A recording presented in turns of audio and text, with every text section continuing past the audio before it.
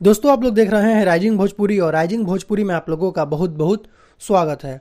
दोस्तों कल के अवार्ड शो में ऐसा ऐसा चीज देखने को मिला, मुझे नहीं लगता कि कभी आप लोग एक्सपेक्ट किए होंगे कि कैसा भी कुछ होगा, लेकिन ये सिर्फ एक फिल्म फेयर अवार्ड की वजह से हुआ। फिल्म फेयर जो है वो बॉलीवुड में अवार्ड शो कराती है, लेकिन पहली बार भोजपुरी में कराई और यही चीज इन सुपरस्टारों के लिए मजबूरी बन गया कि बॉलीवुड में कोई भोजपुरी का छवि खराब ना हो। इस वजह से ये सुपरस्टार एक दूसरे से मिले। तो चलिए जो भी हुआ, कम से कम इस वजह से भी तो भोजपुरी एकत्रित हुई, क्योंकि ये अवार्ड शो अगर नहीं होता तो ये आप लोगों को भी पता था कि ये भोजपुरी सुपरस्टार कभी एक दूसरे से मिलने वाले नहीं है। लेकिन जो भी हुआ पॉजिटिव हुआ और काफी सारे लोग इस पे बातें कर रहे हैं, वीडियोस बना रहे हैं, कोई पॉजिटिव बना रहा है, कोई निगेटिव बना रहा है। तो सबका अपना अपना ओपिनियन है। मैं यही कहूंगा कि जो भी हुआ अच्छा हुआ। बाकी एक चीज आप लोगों ने सुना होगा कि सफलता पाना और उस सफलता को बरकरार रखना, ये दोनों चीजों में बहुत अंतर है। तो अगर ये सुपरस्टार एक दूसरे से मिले हैं, चाहे वो पवन खेसारी हो, चाहे वो रितेश पांडे से खेसारी लाल यादव मिले, काजल राघवानी से खेसारी लाल यादव मिले, जो भी हुआ ये इस चीज को बरकरार रखें, आगे अच्छे तरीके से भोजपुरी इंडस्ट्री में काम करें। तो जो भी हो, अवार्ड शो से कई सारा वीडियोस आप लोगों को देखने को मिला। बाकी फिलहाल खेसारी लाल यादव निकल चुके हैं मुंबई। लखनऊ एयरपोर्ट से खेसारी लाल यादव का कुछ तस्वीर सामने निकल कर आया हुआ है, जो कि आप लोग देख सकते हैं अपने मोबाइल के स्क्रीन पर। आकांक्षा पुरी जी हैं, संजय भूषण जी हैं, साथ में निकले हैं मुंबई खेसारी लाल यादव। तो यही कुछ अपडेट है। बाकी आप लोगों को खेसारी लाल यादव के अब बोलबम गाने कंटिन्यूअस सुनने को मिलेंगे। बाकी कल का जो हुआ